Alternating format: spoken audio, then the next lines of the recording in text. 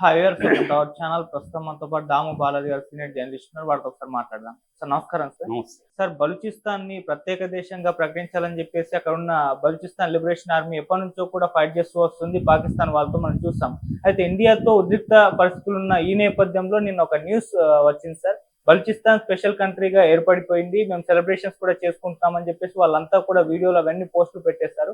నిజంగా ప్రత్యేక దేశంగా ఏర్పాటైంది. అలాగే ఇండియా మద్దతు కోరారు, మిగతా దేశాల మద్దతు కూడా కోరారు. ఈ విధంగా స్వతంత్ర దేశంగా వాళ్ళు ప్రకటించుకోవచ్చు. అసలు ఏం జరిగింది sir? Baloch liberation army, Balochistan liberation army అనేది బిఎల్ఏ అంటారు. అది యాక్చువల్గా బలూచి పోరాటం అనేది ఎప్పటి నుంచో జరుగుతుంది. నిజానికి వాళ్ళది దాదాపు 7,000 సంవత్సరాల, అంటే క్రీస్తు పూర్వం 7,000 సంవత్సరాల నుంచి కూడా ఉన్న నాగరికత. అది చాలా సీనియర్ నాగరికత. అది అంటే one of the oldest civilisations అనమాట. మెహర్ గర్ సివిలైజేషన్ అంటారు దాన్ని. సో దాని తర్వాత 17th సెంచరీలో కనాటే ఆఫ్ కలత్ అనే ఒక సామ్రాజ్యం ఏర్పడింది ఈ బలూచి ప్రాంతంలో. అప్పటి నుంచి వాళ్ళు స్వతంత్ర సామ్రాజ్యం లాగా ఉనింది. 1947 మనకి స్వాతంత్రం వచ్చి పాకిస్తాన్గా విడిపోయినప్పుడు జిన్నా దీన్ని కూడా కలిపేయాలనుకున్నాడు. సో అప్పుడు ఖాన్ ఆఫ్ కలత్ అని ఒక అక్కడ రాజు పరిపాలిస్తున్నాడు.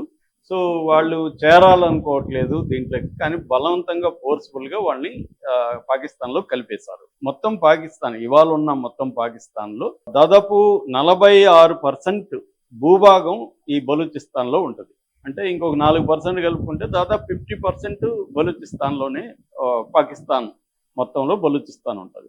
కానీ అక్కడ వనరులు కూడా చాలా ఎక్కువ ఉన్నాయి. గ్యాస్ కానీ, ఆయిల్ కానీ, గ్వదర్ పోర్ట్ అని పోర్ట్ ఉంది అక్కడ. సో వనరులన్నీ వీళ్ళు కొల్లగొట్టుకుపోయి పాకిస్తాన్లో మొత్తం పాపులేషన్లో అక్కడ పాపులేషన్ తక్కువ, మళ్ళీ బలూచిస్తాన్లో ఏరియా ఎక్కువ, పాపులేషన్ తక్కువ. ఏరియా 46% ఉంటే పాపులేషన్ 5% ఉంటుంది.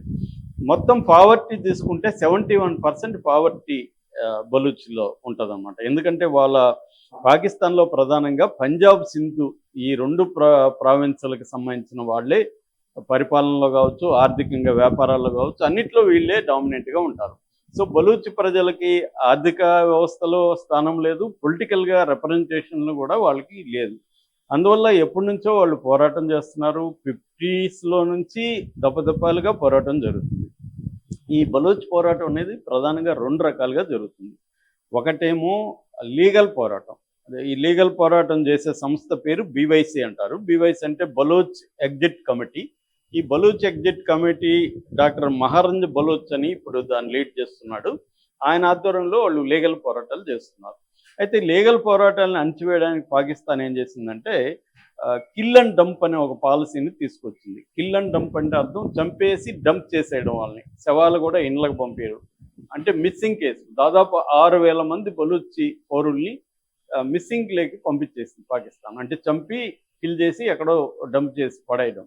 అలా చేయడంతో ఏమైందంటే అక్కడ సాయుధ తిరుగుబాటు అనేది మొదలైంది. ఆ సాయుధ తిరుగుబాటు రూపమే బలూచ్ లిబరేషన్ ఆర్మీ. ఇట్లాంటివి కొన్ని వేరేవి కూడా ఉన్నాయి, కానీ ఇది ప్రధానమైంది. బలూచ్ లిబరేషన్ ఆర్మీ అనేది ప్రధానమైంది. ఈ మధ్య కాలంలో వాళ్ళు చాలా ఎవాల్వ్ అయ్యారు. ఎందుకంటే వీళ్ళకి ఒకవైపు ఆఫ్ఘనిస్తాన్ హెల్ప్ చేస్తుంది. ఎందుకంటే 2021లో అమెరికా ఆఫ్ఘనిస్తాన్ నుంచి వెళ్ళిపోయినాక అక్కడ తాలిబాన్ ప్రభుత్వం ఏర్పడింది. తాలిబాన్ ప్రభుత్వానికి పాకిస్తాన్కి మధ్య సత్సంబంధాలు లేవు. ఎందుకంటే ఇంకొక టీటీపీ అని ఇంకొక సంస్థ ఉంది, అది కూడా ఆర్మ్డ్ రెబలియన్ సంస్థ, తెహ్రిక్ ఈ తాలిబాన్ పాకిస్తాన్, టీటీపీ అంటే అది కూడా పోరాడుతుంది. అంటే ఈ 2 రకాల ఉద్యమాలు పాకిస్తాన్ ప్రభుత్వాన్ని చాలా కాలం నుంచి ఇబ్బందులు పెడుతున్నాయి. ముఖ్యంగా బలూచ్ లిబరేషన్ ఆర్మీ బిఎల్ఏ అనేది ఏంటంటే చాలా టెక్నికల్గా అడ్వాన్స్ అయింది. బిగినింగ్లో వాళ్ళు రూరల్ ఏరియాల నుంచి దాంట్లో చేరేవాళ్ళు. ఈ మధ్య కాలంలో మిడిల్ క్లాస్ నుంచి చదువుకున్న వాళ్ళు కూడా దాంట్లోకి వెళ్తున్నారు. దానివల్ల వాళ్ళు ఆర్గనైజ్డ్గా ఎట్లా అటాక్ చేయాలి, ట్రైనింగ్స్ అవన్నీ. పాకిస్తాన్ ఎప్పటి నుంచి ఏమని ఆరోపిస్తుందంటే ఇండియాది ఈ బిఎల్ఏ వెనక ఉంది, ఇండియానే వాళ్ళకి ట్రైనింగ్ ఇస్తుంది, గాయపడిన వాళ్ళని ఇండియాలోకి తీసుకెళ్ళి వైద్యం అందిస్తుంది, వాళ్ళకి ఆయుధాలు, ఇన్ఫ్రాస్ట్రక్చరు సంబంధించిన ఇతర లాజిస్టిక్స్ ఇవన్నీ కూడా ఇండియానే ప్రొవైడ్ చేస్తుంది అనేది ఎప్పటి నుంచో. మనమైతే ఎలాగైతే మన దేశంలో టెర్రరిజానికి పాకిస్తాన్ కారణం అనుకుంటున్నామో, అలాగే వాళ్ళు కూడా పాకిస్తాన్లో టెర్రరిజానికి ఇండియా కారణం అనేది వాళ్ళు ఆరోపిస్తున్నారు ఎప్పటి నుంచో. ముఖ్యంగా బెలూచి ఇది. ఎందుకంటే ఆ టెర్రరిజానికి ఇప్పటి వరకు పాకిస్తాన్లో 90,000 మంది చనిపోయినారని వాళ్ళు డిక్లేర్ చేశారు. బెలూచ్ కూడా ఎవ్రీ ఇయర్ దాదాపు 200 మంది 250 మంది మిలిటరీ వాళ్ళని చంపుతుంది, సైనికుల్ని. అంటే బెలూచ్ లిబరేషన్ ఆర్మీ ముఖ్యంగా క్వెట్టా అంటారు, అక్కడ క్వెట్టా ఆ ప్రాంతంలో ఉంటారు వీళ్ళు ప్రధానంగా.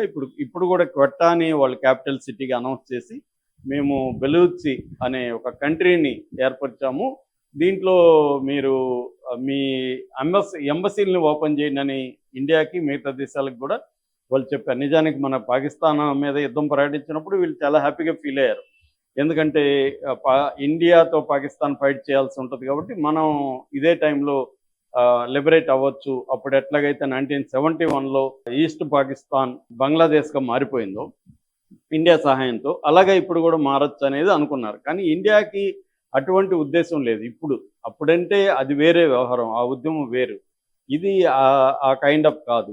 సో ఇండియాకు కూడా ఆ కైండ్ ఆఫ్ లక్ష్యం లేదు, పాకిస్తాన్ చీల్చి బెలూచిస్తాన్గా చేయాలనే లక్ష్యం ఇండియాకి లేదు. ఎందుకంటే దాని రిపర్కషన్స్ ఇండియా మీద కూడా పడతాయి, ఇండియాకి ఆ ఇంట్రెస్ట్ లేదు. అదంటే అప్పుడు ఏమైందంటే 1 కోటి మంది మన దేశంలోకి వలస వచ్చేసారు ఈస్ట్ పాకిస్తాన్. ఈ వలసదారులను 1 కోటి మందిని ఇండియా భరించాల్సి వచ్చింది ఇందిరాగాంధీ పీరియడ్లో. ఈ 1 కోటి మందిని భరించే బదులు యుద్ధమే బెటర్ అనే కన్క్లూజన్కి ఇండియా వచ్చింది. సో దాని నేపథ్యం వేరు. ఇవాళ అది లేదు, బలూచీలు పెద్ద ఎత్తున మన దేశంలోకి రావట్లేదు, మనకేం దానివల్ల ప్రాబ్లం కలగట్లేదు. ఏమన్నా హెల్ప్ చేస్తుంటే చేస్తుండొచ్చు, ఎందుకంటే మొన్న వాళ్ళు జఫర్ ఎక్స్ప్రెస్ని హైజాక్ చేసినప్పుడు 440 మంది ఎంతోమంది ఉన్నారు దాంట్లో, వాళ్ళని కిడ్నాప్ చేసి 48 గంటలు పెట్టుకోగలిగారు. కానీ లిబరేషను కంట్రీ అనేదంతా కూడా అది దాన్ని ఏమంటారు, తొందరపడి వాళ్ళు అనౌన్స్ చేసినట్టు కనబడుతుంది. కానీ పాకిస్తాన్ మిలిటరీ క్యాపబిలిటీస్ నేను ఆల్రెడీ 2-3 వీడియోల్లో చెప్పాను. పాకిస్తాన్ని తక్కువ అంచనా వేయకూడదు, పాకిస్తాన్ మిలిటరీ క్యాపబిలిటీస్ చాలా అడ్వాన్స్డ్గా ఉన్నాయి గతంతో పోలిస్తే. సో లాస్ట్ ఇయర్కి ఇప్పటికీ బడ్జెట్లోనే 13 నుంచి 14% బడ్జెట్ కూడా పెరిగింది. పాకిస్తాన్ మిలిటరీ చాలా స్ట్రాంగ్గా ఉంది, మన దేశంతో పోలిస్తే వీక్గా ఉండొచ్చు, కానీ చాలా విషయాల్లో పాకిస్తాన్ మిలిటరీ చాలా స్ట్రాంగ్గా ఉంది. సో కాబట్టి పాకిస్తాన్ మిలిటరీని ఎదుర్కొని వీళ్ళు సపరేట్ కంట్రీగా ప్రకటించడం సాధ్యం కాదు. రెండవది, ఆ గదర్ పోర్ట్ అనేది సిపెక్లో భాగం. సిపెక్ అంటే అర్థం ఏమిటి, చైనా పాకిస్తాన్ ఎకనామిక్ జోన్.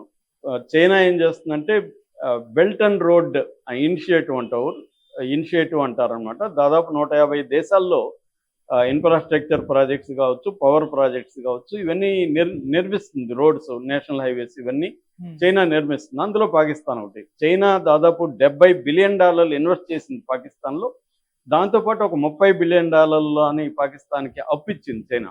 అంటే దాదాపు $100 బిలియన్ పాకిస్తాన్లో ఖర్చు పెట్టిన చైనా బెలూచిస్తాన్ లిబరేషన్ అయిపోతే ఊరిక ఉండదు.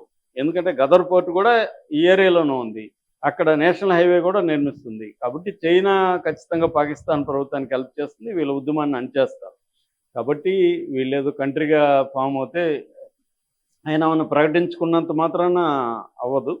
రెండవది ఏంటంటే, ఈ బిఎల్ఏ అని అమెరికాతో సహా అనేక దేశాలు టెర్రరిస్ట్ ఆర్గనైజేషన్గా డిక్లేర్ చేశాయి ఆల్రెడీ. కాబట్టి వీళ్ళకి ఎటువంటి ప్రపంచ మద్దతు కూడా దొరకదనమాట. ఏ దేశం కూడా వీళ్ళని గుర్తించే పరిస్థితి ఉండదు, ఇండియాతో సహా. ఇండియా కూడా వీళ్ళని గుర్తించదు, ఎంబసీ ఓపెన్ చేయదు. కాబట్టి మనమేదో మన మీడియా అత్యుత్సాహంతో పాకిస్తాన్ విడిపోతుంది, బలూచి ఇది చేస్తుంది. బలూచి ఉద్యమం ఎప్పటి నుంచో జరుగుతుంది. ఇప్పుడు యుద్ధం వచ్చిన తర్వాతే మన వాళ్ళకి తెలిసింది, చాలామందికి బలూచి ఉద్యమం జరుగుతుందని. మనకెందుకంటే పాకిస్తాన్కి ఏం నష్టం జరిగినా మన మీడియాకి, మన ప్రజలకి ఆనందం కలిగే పరిస్థితిలో ఇవాళ ఉన్నాం. ఎందుకంటే మన మీద వాళ్ళు యుద్ధం చేస్తున్నారు కాబట్టి వాళ్ళకి నష్టం జరగాలని కోరుకోవడం సహజమైన విషయం.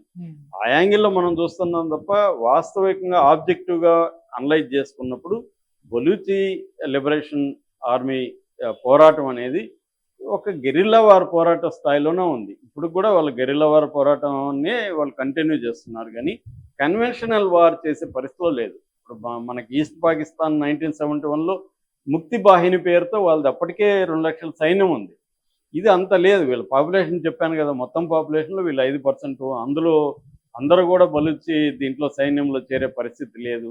ఎందుకంటే లీగల్ పోరాటం కూడా ఇప్పటికి చాలామంది చేస్తున్నారు. కాబట్టి ఇది ఒక మైనర్ పోరాటం తప్ప మేజర్ పోరాటంగా పరిణమించే పరిస్థితి ఇప్పటికిప్పుడు లేదు. పాకిస్తాన్ ఖచ్చితంగా అణచివేసే అవకాశం ఉంది. వాళ్ళకి సపోర్ట్గా చైనా ఉంది, అమెరికా ఉంది. ఎందుకంటే అమెరికా కూడా దాన్ని టెర్రరిస్ట్ ఆర్గనైజేషన్గా క్రియేట్ చేసింది. కాబట్టి మనం అనుకున్నంత మనం ఆనందపడుతున్నంతగా అక్కడేమీ నష్టం జరగదు. పైగా ఇప్పుడు మన యుద్ధం కూడా మనతో ఆగింది కాబట్టి ఆ ఫోర్సులంతా వాళ్ళు పంపిస్తారు. నష్టాలైతే జరుగుతున్నాయి. పాకిస్తాన్ ఆర్మీకి దాదాపు ఎవ్రీ 2 డేస్‌కి 10 మంది పాకిస్తాన్ ఆర్మీని చంపుతున్నారు వీళ్ళు. అంతవరకు జరుగుతుంది గానీ, వీళ్ళు లిబరేట్ చేసి చేసేయడం అంటే అది అంత సాధ్యం కాదు. దానికి కన్వెన్షనల్ ఆర్మీని ఉంచాలి. ఇప్పుడు వీళ్ళెళ్లి అటాక్ చేసినప్పుడు వాళ్ళు ఎవరు పోరాడేది? గెరిల్లా పోరాటం అంటే ఏంటి? ఒక బలమైన శత్రువుతో బలహీనులు పోరాడేదాన్ని గెరిల్లా పోరాటం అంటారు. కాబట్టి అది బలహీనమైన పోరాట పరిస్థితి తప్ప, పాకిస్తాన్ మెయిన్ మిలిటరీని ఎదుర్కొని నిలబడి స్వతంత్రాన్ని ప్రకటించుకునే స్థాయి బలూచిస్తాన్‌కి లేదు. వాళ్ళు తొందరపడి ఏదో ఒక ఉత్సాహంతో చేస్తున్నారు తప్ప అంతకంటే ఏమీ లేదు.